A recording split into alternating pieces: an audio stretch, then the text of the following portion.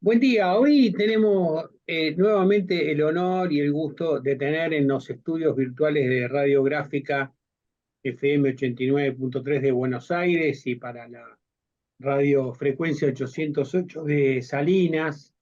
Y también estamos reportando para la Asociación de la Prensa Uruguaya a un compatriota, un artista plástico, Christoph Nitzer. Buen día, ¿cómo estás, querido? Muy bien, gracias. Muy bien. Luis, un poco el motivo circunstancial de este llamado es para recordar un hombre que creo que estuvo acompañándote en algún pedazo de tu vida, que fue Luis Wells y que falleció estos días acá en Buenos Aires. Este, sí, la verdad es una amistad de larga data. Yo creo que la primera vez que oí de él fue cuando sacó el premio de Itela, que tenía unos tubos de cartón, pero no lo conocí ahí, lo conocí en Nueva York, eh, hacia fines de los 60. Creo que Yuyo Noé me lo presentó. Después tuvimos un grupo sobre independencia cultural latinoamericana, que él fue miembro. Hicimos una publicación que se llamó Contra Bienal de San Pablo durante la dictadura brasileña, con cantidad de tortura y, en fin, y maldades. Y hicimos un movimiento para boicotear la Bienal y una publicación que se llamó Contra Bienal. Y él la diseñó y quedó como un documento así muy importante, especialmente últimamente lo están mirando otra vez. Y bueno, quedó una amistad muy fuerte. Yo hablé con él ahora 6 meses o algo por Zoom justamente, y estaba bien, o sea, con nostalgia, y un tipo cálido, inteligente, impresionante como habilidad manual. En fin, diseñó cosas también para mí, para el estudio, pero un día lo vi dibujando letras, o sea, estaba diseñando un nuevo alfabeto, una nueva tipografía, pero con un pincelito a mano. Era impresionante la precisión a pequeña escala en la que estaba trabajando. Nunca me voy a olvidar de eso. Y, y bueno, no sé qué más. Contame, Preguntar. contame, Luis, el clima que vivían juntos en esos años 60 de Nueva York. ¿Qué es lo que se respiraba en el mundo y que generó ese vínculo artístico con él?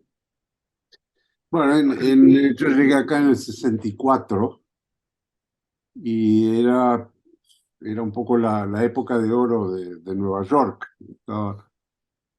Todavía el pop art estaba culminando, el minimalismo y el conceptualismo poco después.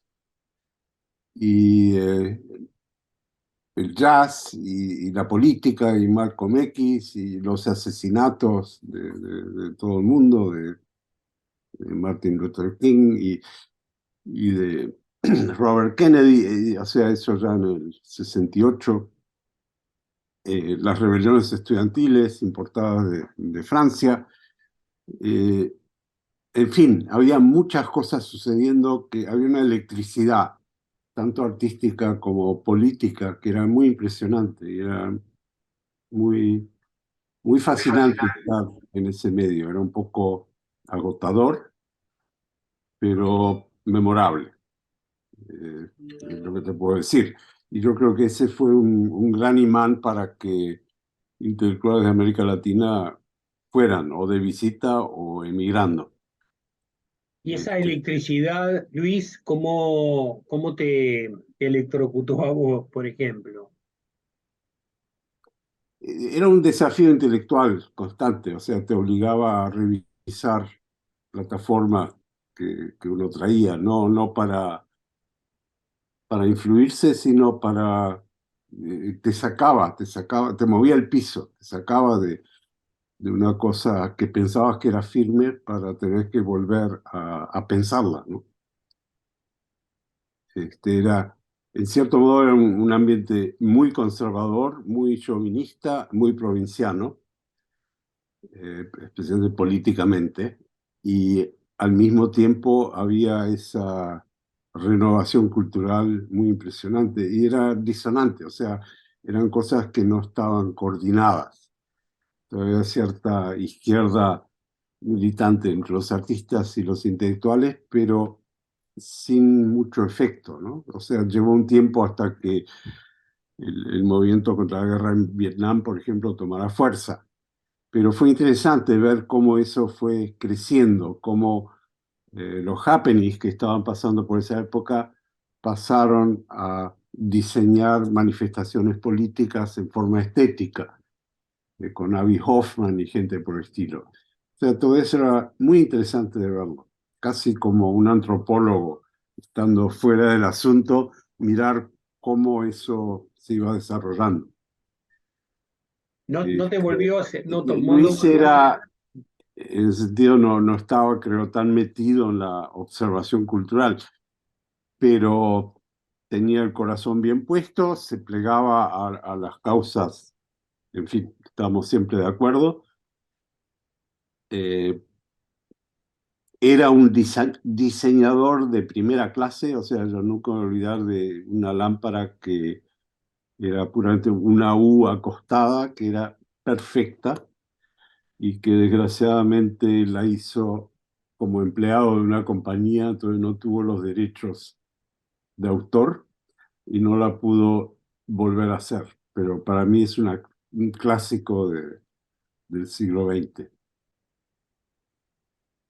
¿Qué fue en el 61 ese movimiento arte destructivo que ayudó a crear con Kenneth Campbell, López Anaya y seguí, Sí, ¿no? mucho no sé de eso. En fin, había arte destructivo no solo en Argentina, había también en Europa y en Estados Unidos. Era una especie de arte de rebelión y no, no tengo mucho para contar sobre eso, la verdad.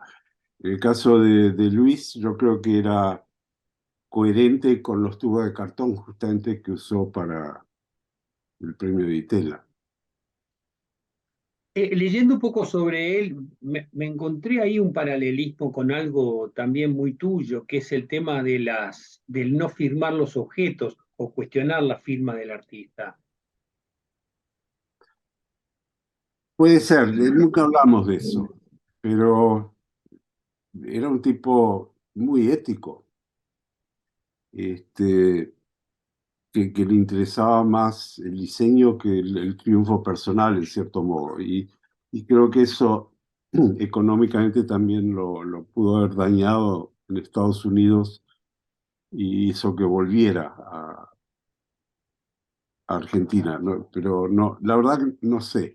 Nosotros perdimos contacto después, no por nada, sino por la distancia. No, él no era un tipo que escribiera cartas, o sea, era un cariño que estaba en el aire y que lo renovamos justamente hace un par de meses, después de, o sea, yo lo vi en Buenos Aires una vez y siempre todo con mucho cariño, pero no hubo manera de seguir alimentando esa amistad. En Nueva York, una cosa que también hicimos juntos fue, tratamos de una compañía de diseño que se llamó Integralia, junto con un brasileño que es Gertschmann, con muy buenas ideas, pero que tampoco llegó a nada, e incluso hubo un poco de problema entre yo y Gertschmann, no nos llevamos muy bien y al final se disolvió. Pero él siempre era el amigo, incluso una amistad mía muy fuerte con Antonio Díaz fue hecha por él. Él un día decidió que Antonio y yo estábamos en la misma onda estética y mental y que era hora que nos conociéramos. Y él armó el encuentro. Y fue un encuentro muy, muy peligroso, en cierto modo, porque efectivamente los dos estamos trabajando en proyectos muy similares y en el mismo momento. Y una de las consecuencias de eso podría haber sido competencia, envidia, odio mutuo, tratar de eliminar al competidor del asunto. En cambio, Antonio era también un tipo súper generoso y de ahí surgió una amistad que también duró hasta que murió Antonio hace un par de años. Pero fue Luis el que vio la conexión y apostó a que iba a salir bien. Y eso lo recuerdo siempre. Luis, ¿y qué significa en la historia del arte latinoamericano esto del informalismo? Esa es una pregunta un poco amplia. Mira, todos los movimientos hegemónicos en algún momento llegan a la periferia y son recogidos por algunos, digeridos por otros y eh, evolucionados por otros, y sacando consecuencias que no pasan en la hegemonía. Tenés el ejemplo de Greco, por ejemplo, que partió de ese informalismo y terminó en ser el material artístico, o sea, un informalismo dedicado a su propia persona. Eh, no sé, hay mucho informalismo latinoamericano que a mí no me interesa porque me parece genuinamente derivativo, o sea, no contribuye nada a lo que se contribuyó en el origen. Y hay otras cosas que sí, que son interesantes. En cierto modo, el destructivismo argentino yo creo que era más que una rebelión política en el arte, a lo mejor, estoy inventando un poco, pero a lo mejor era una consecuencia lógica de usar el material para expresarse a sí mismo de una manera más radical de lo que el informalismo permitía, ¿no? El informalismo siempre tuvo criterios estéticos y el arte destructivo trataba de atacarlos, ¿no? ¿Y qué esa década del 60 que ahí describís muy bien, qué, qué otra década te tocó así sentir que era muy inspiradora y que te generaba ese magnetismo? ¿Qué otra década? Sí, en tu No, trabajo como artista, ¿no? yo creo que no. Yo Ah, creo mira. que después de los mediados de los 70 hubo un bajón que todavía está. O sea, yo no sé si soy yo, puede ser que digo, a mi edad también mi gusto se fosiliza bastante, pero siento que hace mucho voy a exposiciones y no aprendo nada. No aprendo nada porque a lo mejor tengo un ladrillo en la cabeza o porque no me están enseñando nada. No lo sé, no sé cuál es la respuesta. Pero el espectacularismo, o sea, ya hay muy pocos cuadros chicos, por ejemplo. Hay como una necesidad de hacer obras que te absorben en el consumo en lugar de desafiarte. Y me parece que es un poco porque los artistas en el momento tampoco saben qué explorar en términos de lo desconocido. Entonces se juega con lo que ya se conoce y se le da vueltas y se agranda para hacer el impacto. Digo, esto es una acusación un poco general y injusta seguramente, pero es la conclusión promedio, digamos, que saco cuando veo obras que no se ubican en las galerías, por lo menos, no se ubican tanto en el público, sino en el desconcierto personal de no saber bien qué hacer y someterse a lo que la galería quiere que se haga, ¿no? Entonces, más arte de galería que arte de artista o arte cultural colectivo. Y me parece que la educación, la tendencia de la educación hacia el STEM, hacia concentrarse en ciencia, tecnología, ingeniería y matemática, esa es la sigla en inglés, un poco promociona eso, promociona el, bueno, si esto sirve está bien, si no sirve lo dejamos de lado. Y el arte no sirve, entonces queda de lado en las universidades, queda de lado en el ambiente colectivo y se va reduciendo más y más a la élite que lo puede comprar, que tiene tiempo para perder, digamos, entre comillas, para apreciarlo o que tiene dinero suficiente como para usarlo financieramente.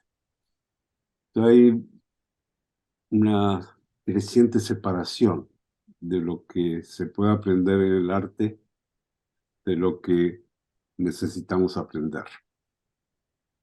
Y eso me parece peligroso, pero es un problema más de educación que, o sea, el arte en eso para mí es un problema de síntoma, no de causa.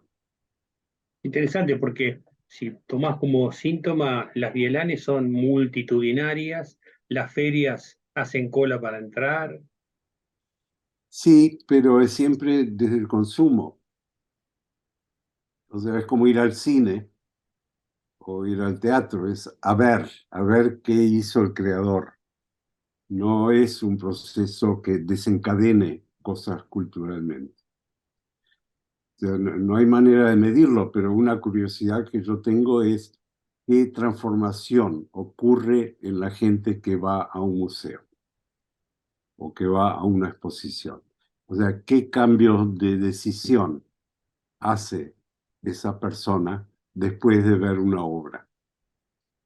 Y es esa la medida que a mí me parece importante, no la celebración del autor. Ah, ¿cómo haces para medir eso, no? No, no hay, es que son cosas inmedibles. Hay justamente un problema en todo, que tratamos de poner todos números y nos olvidamos que hay cosas que no funcionan, que te dicen más sobre quién está midiendo que la medida de lo que estás midiendo. Es un dilema que no tiene solución a menos que aceptemos que hay otras formas de percibir y de desarrollar conexiones, como la empatía, que no las puedes medir, pero sabes que están ahí y te sirven para decidir ciertos valores. Eh, no sé, el problema es que si abandonás el racionalismo de la medida, caes en peligros de superstición, de religión, de cantidad de cosas que son oscurantistas y destructivas en última instancia. Todo el mal menor ahí es el raciocinio, pero por lo menos tenemos que considerar que hay cosas que el raciocinio no puede tocar, o sea, que son inaccesibles y que tenemos que ver cómo corregimos eso, especialmente ahora con la inteligencia artificial, que es toda predecible. ¿Qué hacemos con lo que no es predecible? O sea, permitimos que el mundo sea reducido y el conocimiento sea reducido a lo predecible e ignorar lo que no es predecible. Y eso es un mundo empobrecido y eso me preocupa mucho. Me preocupa por el lado de la educación, porque la educación no recibe fondos para discutir esos problemas. ¿Has escrito algo recientemente sobre estos temas? Sí, estoy en eso. Y en tu habilidad manual, ¿en qué estás ahora? No, no, me interesa menos. No estoy activamente pensando en producción artística. No corté, o sea, no es que me niegue, pero no me, si no tengo una idea, no tengo una idea. no, no hay problema. Hace 10, 20 años, si no tenía una idea, me deprimía. ¿Y lo último que hiciste? La última fue una muestra que tuve ahora hace 2 meses en Nueva York, en donde, no, no sé si te lo mencioné en una de las entrevistas, agarré el diccionario Webster, un diccionario de 2.500 páginas, y empecé a ir palabra por palabra y ubicar dónde caían en Google Maps, o sea, cuál era el lugar geográfico en donde ese nombre ocurría, siempre partiendo de mi casa. Entonces, hay nombres que caen un par de kilómetros de casa y hay otros que también en la China o en la India o en cualquier lado. Si lo encuentro, recojo la imagen con captura de pantalla y la uso como ilustración de la palabra, inserto en la página del diccionario, o sea, escaneo la página del diccionario y corro las palabras para que entre la ilustración del lugar geográfico. La muestra tenía 677 páginas, equivalentes a 480 del diccionario original. Y voy por la C. O sea, un proyecto que nunca voy a terminar, voy a morir antes, pero es divertido, es como tejer un suéter, y mientras me aburro de una cosa, me meto en eso, y cuando me aburro de eso, vuelvo a hacer otra cosa. Es una Buenísimo. forma de no aburrirme. ¿Cómo se llama la muestra esa? ¿Qué título lleva? Está de la A cosmopolitanismo, que era la última palabra en la que terminé para la muestra. De la A, De la A, que es la sí, primera, letra. a cosmopolitanismo. Y eso en inglés como está. Cosmopolitanism. Ah, y eso se puede ver en algún lado. Hay alguna Y web está en la pantalla de la galería. de la galería. Y la galería es Alexander Gray. Alexander Gray. Genial. Así que por lo menos algo tuyo vamos. Sí, ya nos habías contado. Estabas trabajando en eso la última vez que nos encontramos y nos contaste de este proyecto. Y algunas imágenes me pasaste, pero ahora vamos a ver más de cerca este tema. Luis, fue un gustazo charlar contigo desde Nueva York, acá de Buenos Aires, para los oyentes de la Argentina y de Montevideo. Te mando un abrazo muy grande y bueno, Muy gracias bien. por este encuentro, querido. Hasta la próxima. Siempre a disposición. Chao.